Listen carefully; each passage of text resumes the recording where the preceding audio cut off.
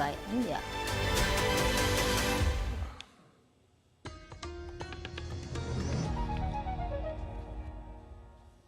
Live from New Delhi, you're watching DD India Live, India's voice to the world. I'm Shubhendu Ghosh, coming up in the next 30 minutes. India's Prime Minister Narendra Modi attends Golden Jubilee celebration of Gujarat Cooperative Milk Marketing Federation, hails women power in dairy sector. India's External Affairs Minister S. Jaishankar speaks on global rebalancing, pushes for UN Security Council reforms on day 2 of Raisina dialogue in New Delhi. After fall of Avdiivka, former Russian President Dmitry Medvedev says Russia should set sights on Ukraine capital, Kyiv.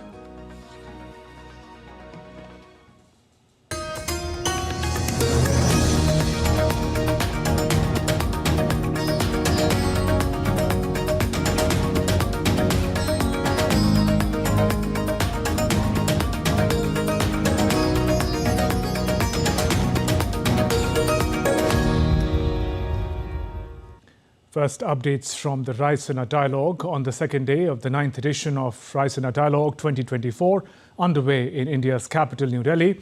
India's External Affairs Minister, Dr. S. Jaishankar, has again called for radically reforming the United Nations Security Council. He was speaking on the session titled A Tapestry of Truths. Can the two hemispheres agree? The panel included Foreign Minister of Netherlands, Anke Bruns-Slot, Bolivia's former president, Jorge Quiroga, diplomatic advisor to the UAE President Anwar bin Mohammed Gargash, and Minister of Foreign Affairs of Tanzania, January Yusuf Makamba. As Jaishankar said, all big issues haven't found multilateralism, though the sentiment for change is strong. Notably, there have been several calls for reforms and more balanced and responsive representation in the 5-membered council. If you take the UN, when the UN was invented, it had at least about approximately 50 members. We have 4 times the members. So it's a common sense proposition that you can't continue the same way when you have 4 times the members. We use the UN very often to illustrate that point. We've also seen, if you look at the last 5 years, all the big issues, in a way, we have not been able to find multilateral solutions. So the results are also, or the lack of results demonstrate the case for reform. Dr. Jaishankar further emphasized on global rebalancing. India in the past decade has joined some 36 different alliances. External Affairs Minister categorically said new reality is going to be more pragmatic. I'm giving India's case now. I looked at the last decade. We have actually initiated or joined 36 different alliances or groups or coalitions or whatever it is in very different fields, from Big Cat and solar to disaster resilient and Quad. What is happening today is there's a log jam up there. So because there's a log jam up there, everybody's doing their own thing, finding their own friends, making their own groups, depicting their own issues, and creating the new reality. So the new reality is actually going to be much less disciplined. It's going to be more fragmented in many ways, but it will still be effective.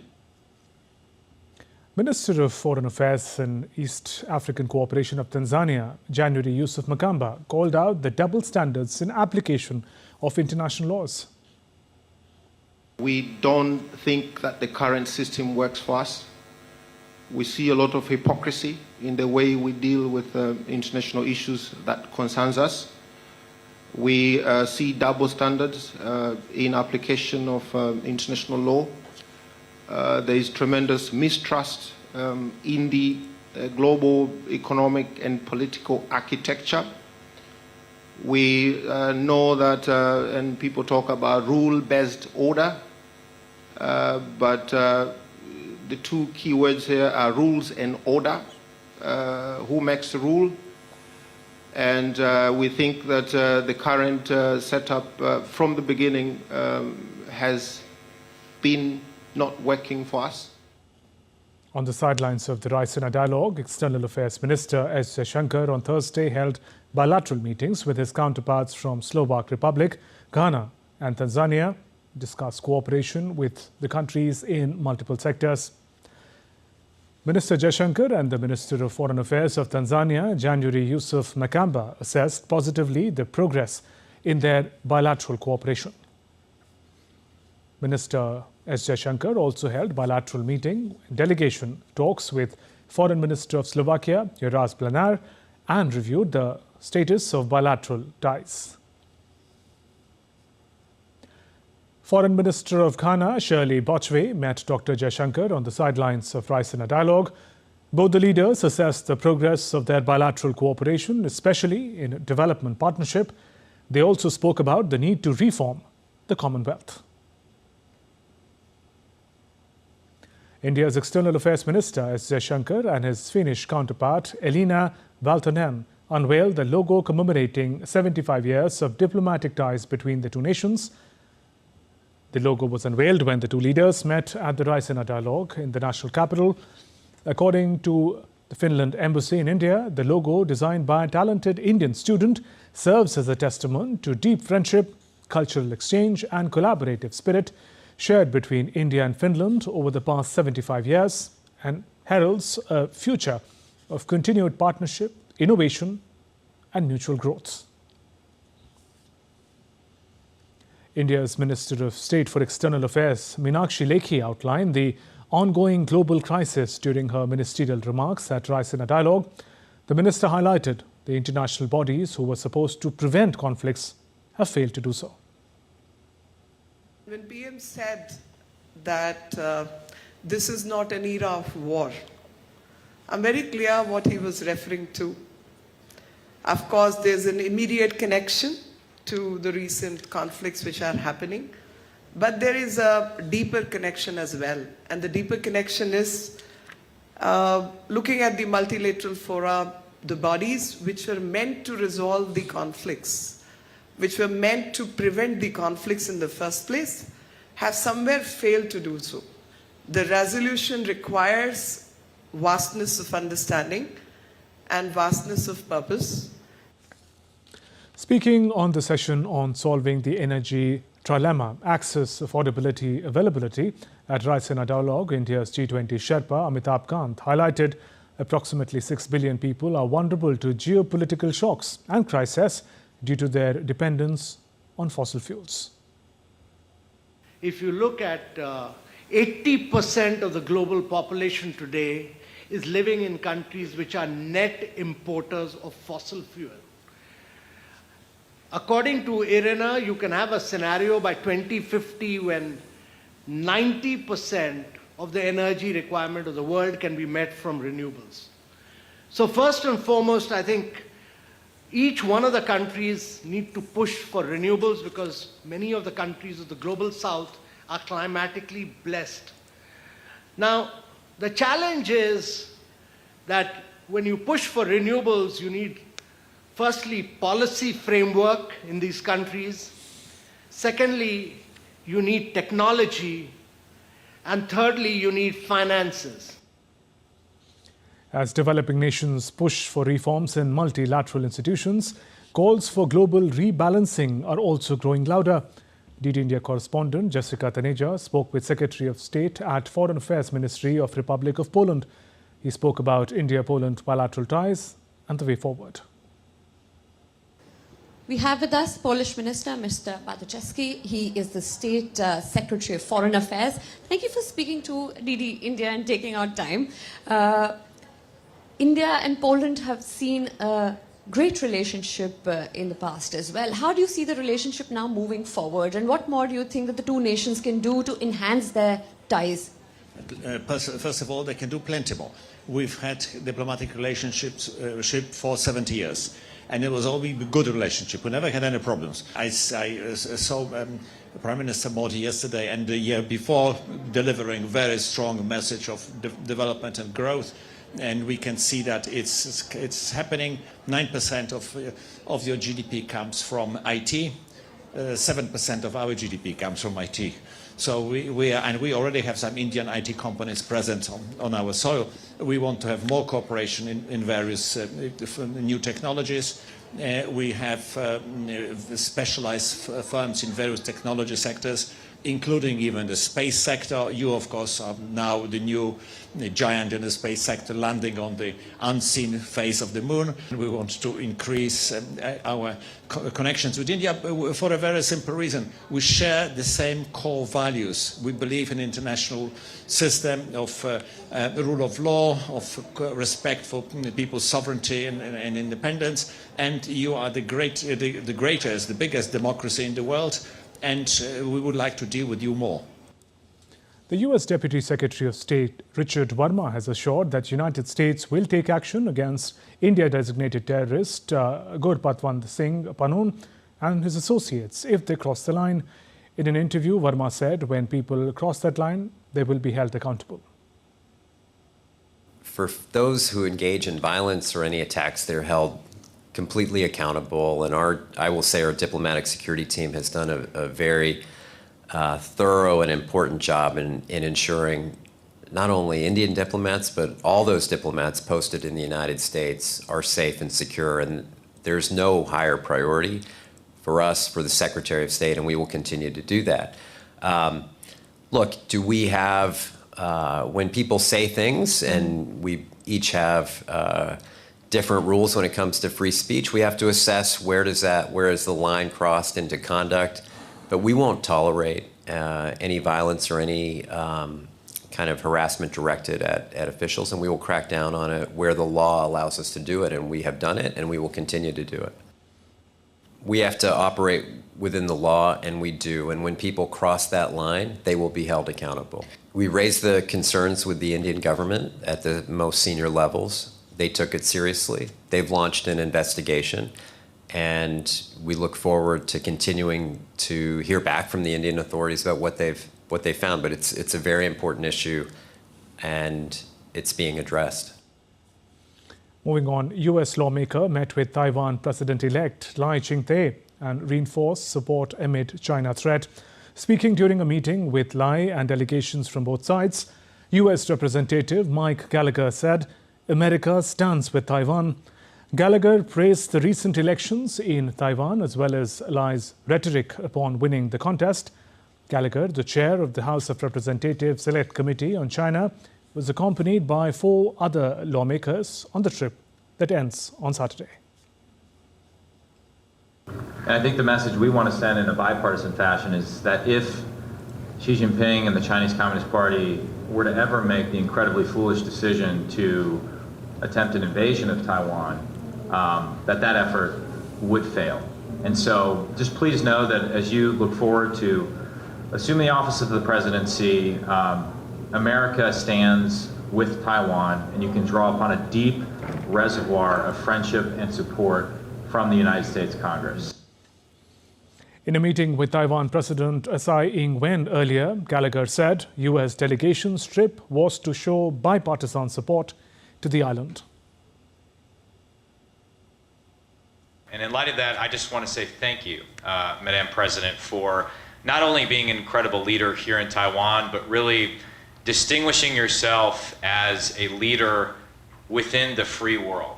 And today, freedom is under attack from authoritarian aggression, and we need to be more vigilant than ever if we want to pass on this gift of freedom we've been given to the next generation. Meanwhile, Taiwan President Tsai Ing-wen said US government and Congress is using the National Defense Authorization Act to help Taiwan strengthen its defenses to protect freedoms and democracy, as well as regional peace and stability.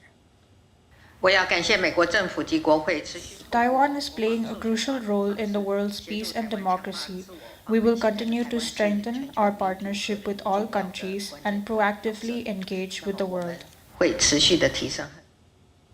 Israel intensified its military operations while scanning southern Gaza to evacuate more hostages. In Jerusalem, Israeli War Cabinet member Benny Gantz saw progress on a new deal to release hostages held by Hamas. amid talks conducted by US, Egypt and Qatar. The Israeli army said it had also stepped up operations in Khan Yunis, a city just north of Rafah.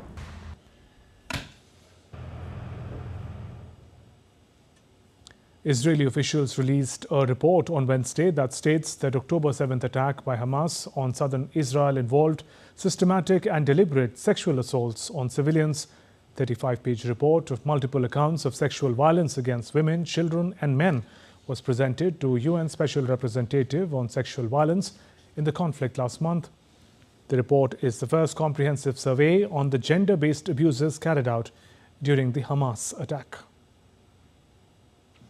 And DD India correspondent Sarah Coates reports from Tel Aviv. Well, this was compiled and published by the Association of Rape Crisis Centres in Israel.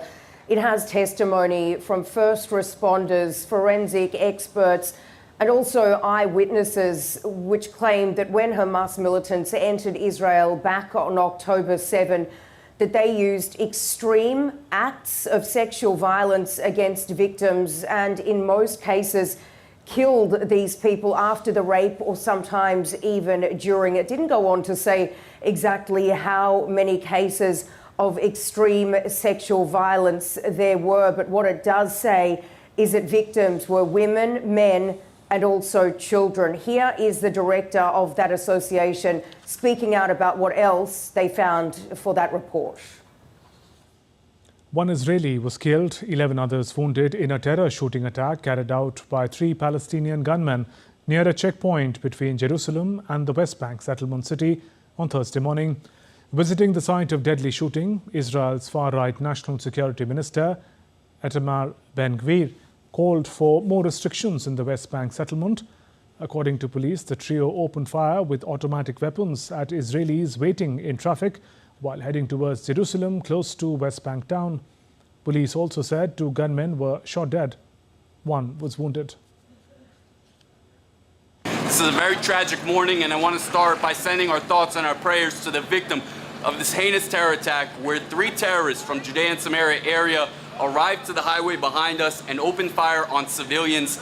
8 of them were sent to the hospital in various conditions, and it's to our report by medical sources that there is 1 victim who is declared deceased, and our thoughts and prayers are with them. Large police forces arrived to the scene and managed to neutralize 2 terrorists on the scene of the attack, and 1 who was attempting to flee. They managed to neutralize that threat as well.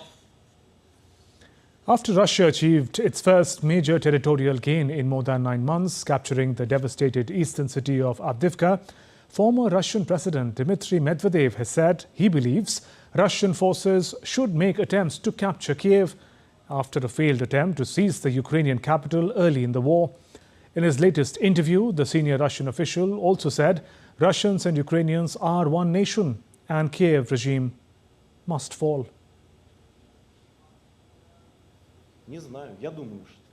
Where do we stop? I don't know. I think taking into account what's been said, we still have a lot of serious work ahead. While it be Kyiv, yes, it could probably be Kyiv. If not now, then sometime later. There are 2 reasons for that. Kyiv is a Russian city and it poses a threat to the existence of the Russian Federation, an international threat. Kyiv, despite being a Russian city by its roots, is being controlled by an international gang of enemies of Russia, headed by the United States of America. And still to come on this edition of DD India Live. Albanian Parliament ratifies migration deal with Italy. Holy relics of Lord Buddha from India arrive in Bangkok.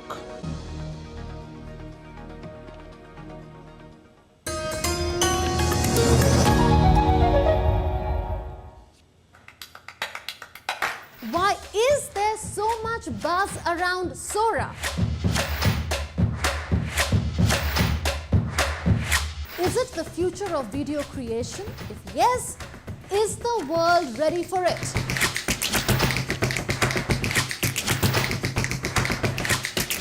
Watch Connecting the Dots every Friday with me at 8 p.m. IST on DD India.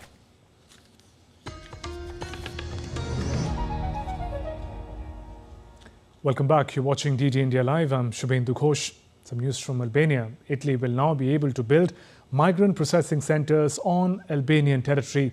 77 deputies in the 140-seat parliament voted in favour of the deal announced in November. As per this, European Union member Italy will open 2 camps across the Adriatic Sea in Albania, which is not an EU member. Under the 5-year deal, up to 3,000 migrants would be able to take shelter at any given time. The agreement is part of Italian Premier Giorgia Meloni's efforts to share the burden of addressing migration with other European countries. And in Spain, thousands of farmers gathered in Madrid on Wednesday as part of the ongoing protests against European Union. Over 4,000 people held a rally outside the Agriculture Ministry headquarters in one of the biggest protests held in the Spanish capital. They highlighted the impact of EU agricultural policies, which have led to rising local production costs and the influx of Ukrainian agricultural goods. For the first time, holy relics of Lord Buddha and his 2 chief disciples, Sariputta and Mahamoggallana, arrived from India at the National Museum in Bangkok, Thailand, on Thursday. The sacred antiquities were brought for a 26-day exposition on board an Indian Air Force aircraft. The relics were excavated at Pipraha village in India's Uttar Pradesh state. The holy artifacts will be featured across multiple venues in Thailand, where visitors will pay respects starting Buddhist festival Makha Bucha Day on the 24th of February. Indian Union Minister Virendra Kumar said the exchange would further strengthen bilateral ties between the 2 nations. Bharat सरकार ने महामहिम की वर्षगांठ के अति महत्वपूर्ण अवसर और हमारे दोनों देशों के बीच निकटता एवं भ्रातृत्व के संबंधों को दृष्टिगत रखते हुए थाईलैंड में इन पवित्र अवशेषों को भेजने का निर्णय लिया है। पवित्र अवशेषों के यहाँ पहुँचने से हम दोनों देशों के बीच मित्रता और प्रेम का यह बंधन और सुदृढ़ होगा। The Indian High Commission in Dhaka hosted a flag-off ceremony for 100-member Bangladesh youth delegation set to visit India from February 25th to March 4th, 2024. The High Commissioner of India to Bangladesh, Pranay Verma, flagged off the delegation on Wednesday.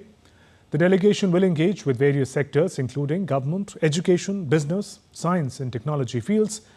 The delegation will also be visiting sites of historical and cultural significance in India. India's Prime Minister Narendra Modi is on a visit to the western state of Gujarat. He attended the Golden Jubilee celebration of Gujarat Cooperative Milk Marketing Federation.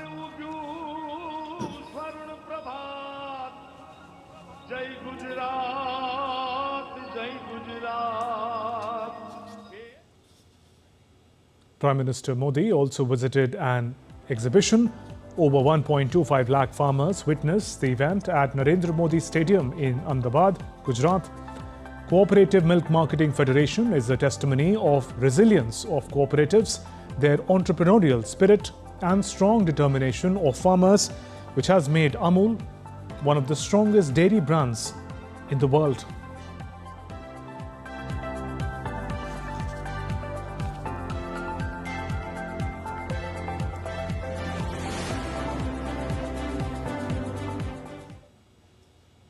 Further speaking on Indian dairy growth sector, PM Modi added there has been 60% growth in milk production in the last decade. अगर मैं पिछले 10 साल की बात करूं तो भारत में दूध उत्पादन में करीब 60% वृद्धि हुई है। पिछले 10 वर्षों में प्रति व्यक्ति दूध उपलब्धता भी करीब 40% बढ़ी है। दुनिया में डेयरी सेक्टर सिर्फ 2% की दर से आगे बढ़ रहा है, जबकि भारत में डेयरी सेक्टर 6% की दर से आगे बढ़ रहा है। Take a look at other stories making news today. 7 Russian nationals came under an avalanche at a ski resort in Gulmarg in India's Jammu and Kashmir. 1 skier died, 6 others were rescued as a result of joint operation of Indian Armed Forces and the regional administration. India's Central Bureau of Investigation conducted raids at more than 30 places, including premises of former J&K Governor Satyapal Malik, as part of its investigation into alleged corruption linked to awarding the Kyiv hydroelectric project contract in the Union Territory. That's all for this edition of DD India Live. Let us know your thoughts on the news of the day. You can connect with us on Facebook, X and Instagram. We'll be back with more news as it breaks here on DD India. I'm Shubhendu Ghosh from all of us here in Delhi. Thanks for watching DD India Live. Namaskar.